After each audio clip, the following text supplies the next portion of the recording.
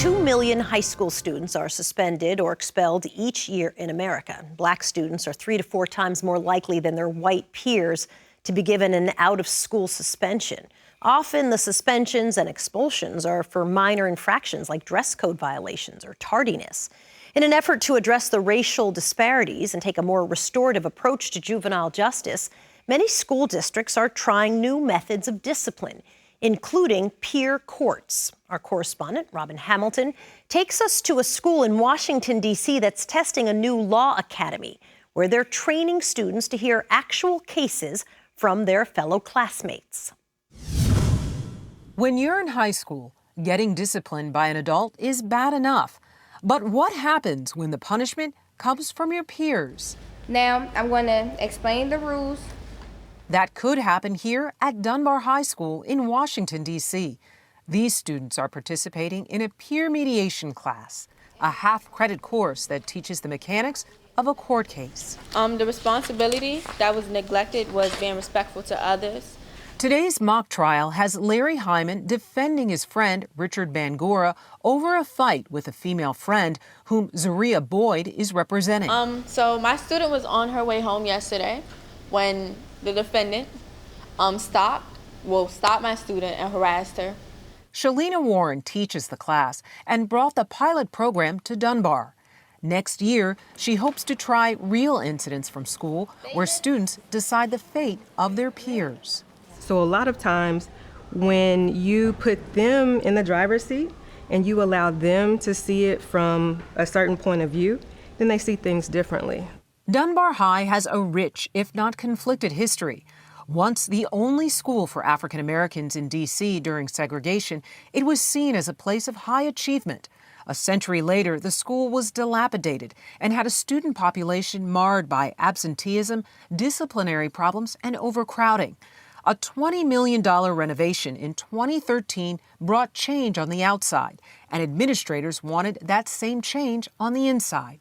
So we surveyed students to try to figure out, what's going on at Dunbar. A lot of our students just want to be loved and they want a voice. Dr. Mark Gomes is the school's assistant principal. So instead of the principal or the assistant principal or the dean of students giving you a consequence, I think having your peers say, Mike, you were wrong today. These are your possible consequences. And it's not always like suspending a student. The peer mediation class is inspired by a game called We the Jury, which is part of iCivics, an online learning platform that teaches civic engagement to students. Louise Dubé is the executive director.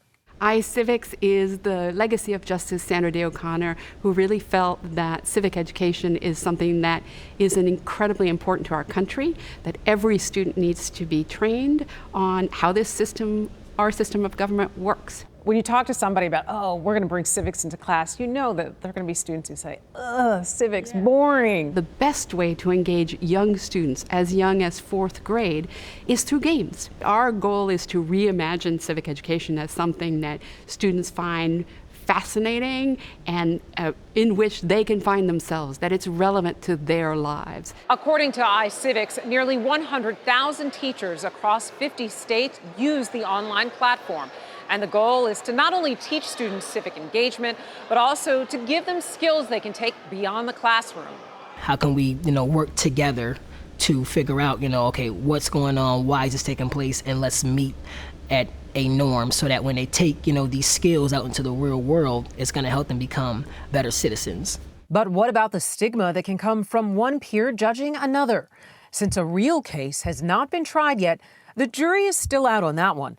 Those students and teachers aren't worried. Not at all. It gives us a sense of power, and it just shows like we have a voice. And they know the students too.